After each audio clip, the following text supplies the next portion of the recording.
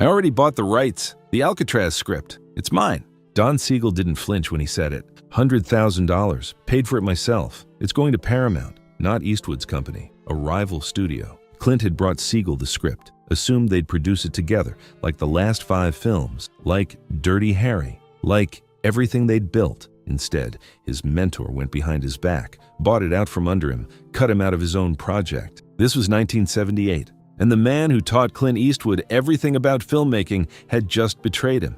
Eastwood's response? 4 words. When he said them, he didn't just end their friendship, he ended Don Siegel's career. After Escape from Alcatraz, Siegel directed 2 more films, both disasters. Then, Hollywood stopped calling. The man who created Dirty Harry couldn't get a meeting. But to understand why Clint's response carried that much weight, you need to understand what Siegel threw away, and the empire these 2 men built together. Before Dirty Harry and Clint Eastwood, Don Siegel was a nobody making movies for nobodies. That's not an insult. That's how he described himself. Most of my pictures, I'm sorry to say, are about nothing. Because I'm a whore. I work for money. It's the American way. Siegel started at Warner Brothers in the 1930s as an editor. He cut montages for films like Casablanca, the opening sequence, the maps, the spinning headlines. His work was uncredited. It took him over a decade to get a directing chair. And when he finally did, the studio handed him the projects no one else wanted. B-movies, prison dramas, low-budget crime pictures. Siegel didn't complain. He made them mean. Riot in Cell Block 11, The Lineup, The Big Steal. They were brutal film with no wasted frames. Then, in 1956, he made Invasion of the Body Snatchers. He made it for $64,000 in only 19 days. A sci-fi classic that critics still write about today. But Hollywood didn't care. Siegel remained a B-list director making B-list money. Respected? Sure, in certain circles. A-list? Never. By the mid-1960s, Don Siegel was 50 years old and running out of time to matter. Then, a TV cowboy walked into his office, and everything changed. In 1968, Clint Eastwood was facing another problem. He was a star in Europe. Sergio Leone's Dollars trilogy made him an icon overseas. But back in America, studios still saw him as the guy from Rawhide, a TV actor who got lucky in Italy. Eastwood needed a director who understood what he was trying to do, someone who could translate the Leone style for American audiences. He found Don Siegel. Their first film together was Coogan's Bluff, an Arizona deputy chasing a fugitive through New York City. Western grit meets urban chaos.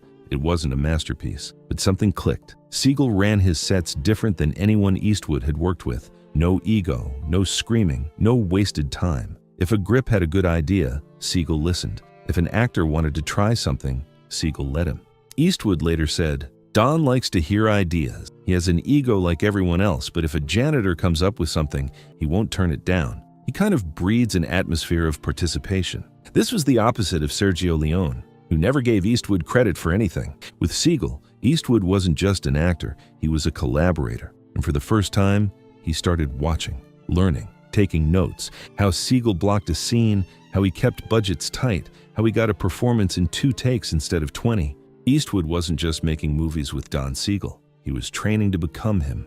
Over the next 3 years, Siegel and Eastwood made 4 films together. First one was 2 Mules for Sister Sarah in 1970. Eastwood and his co-star Shirley MacLaine in Mexico, which became a commercial hit.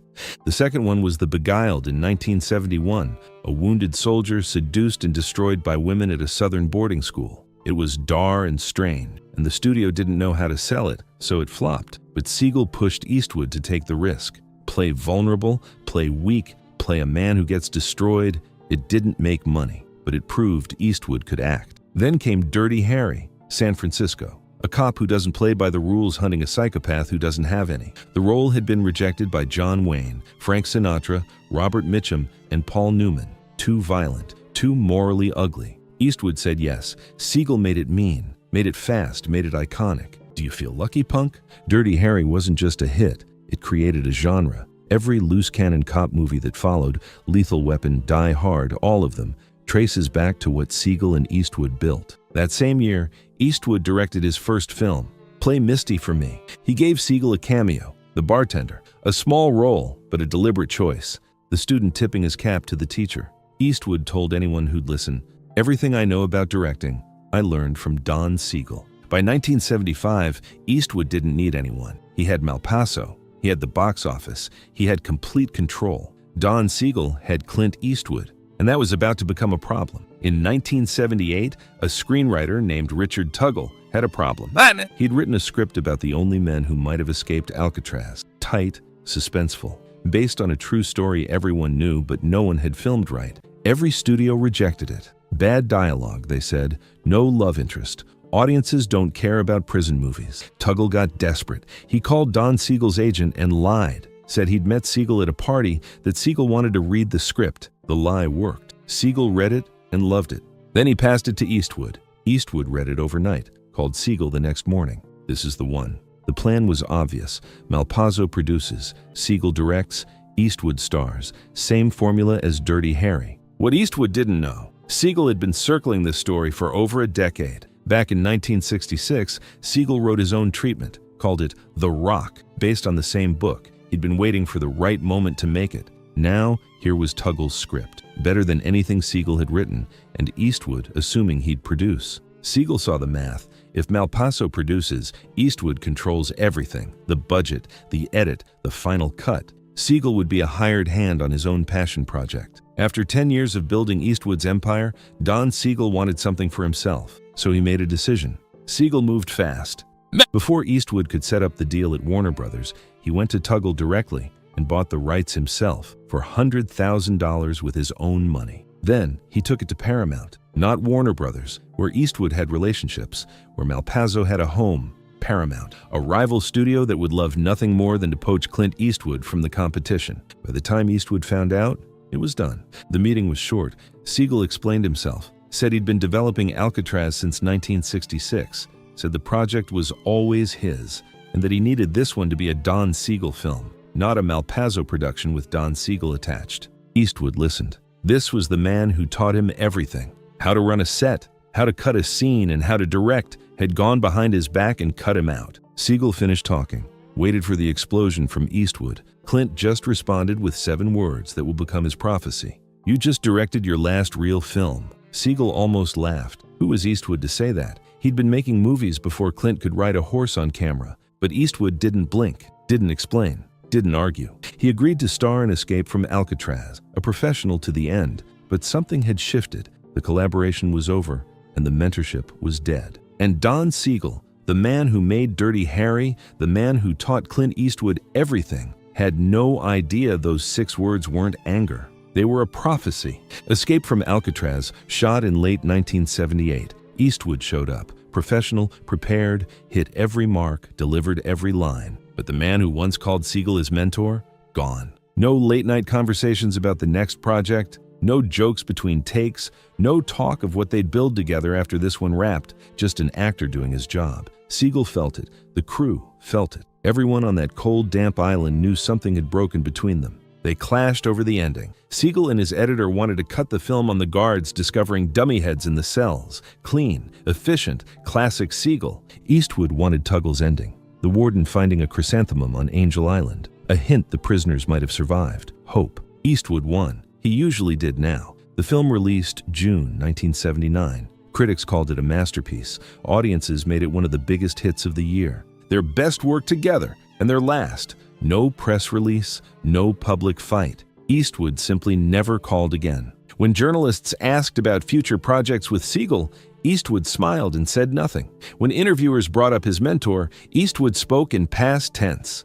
Don Siegel became a memory before he was even gone. 6 words on a Tuesday afternoon, and a door that would never open again. After Escape from Alcatraz, Don Siegel picked up the phone. Hollywood didn't answer. The projects that came his way weren't Dirty Harry. They weren't even close. Studios offered him scraps, films other directors had passed on, productions already in trouble. Rough Cut, a heist comedy with Burt Reynolds. Siegel didn't want it, but he needed to work, needed to prove Eastwood wrong. The shoot was a disaster, studio interference, script problems. Siegel fought with everyone. The film came and went. Critics shrugged. Audiences stayed home. Then came Jinxed, a dark comedy starring Bette Midler. Everything that could go wrong did. Midler and Siegel hated each other. She called him the most unpleasant director she'd ever worked with. He called her unprofessional. The production became Hollywood gossip. The film bombed. It was Don Siegel's last movie. The man who directed Dirty Harry. the man who made Invasion of the Body Snatchers,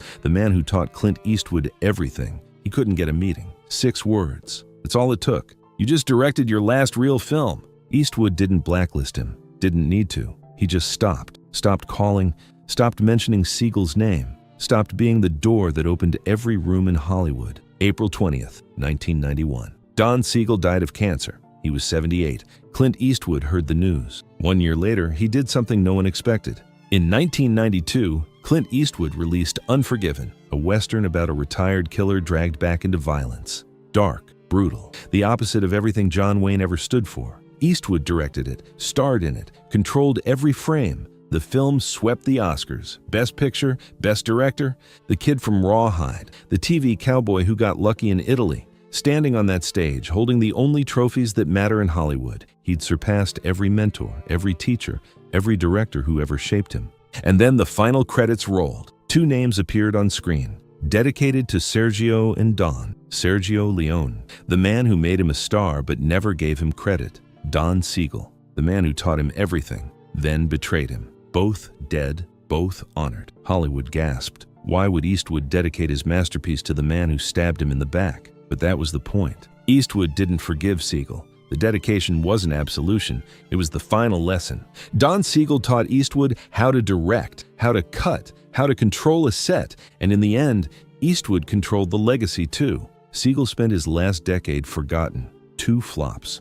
No calls, a career that ended with a whimper. But his name, immortalized forever, on Eastwood's term. Not Siegel's obituary, not Siegel's filmography. Eastwood's Oscar winner. The student didn't just surpass the teacher, he owned him. 6 words ended a career. 3 words immortalized a legacy. That's the math of Hollywood. Loyalty is currency, until it isn't. Don Siegel taught Clint Eastwood everything. How to frame a shot, how to run a set, how to strip a scene down to its bones and let the silence do the work. But the most important lesson? Siegel taught it by accident. Never need anyone more than they need you. Eastwood watched his mentor betray him for $100,000 and a producer credit. Watched the man who built him choose ego over partnership. And he learned. By 1979, Eastwood had Malpazzo, had Final Cut on every project, had relationships at every studio in town. He didn't need collaborators, he needed employees. Don Siegel showed him why. Some people look at this story and see tragedy.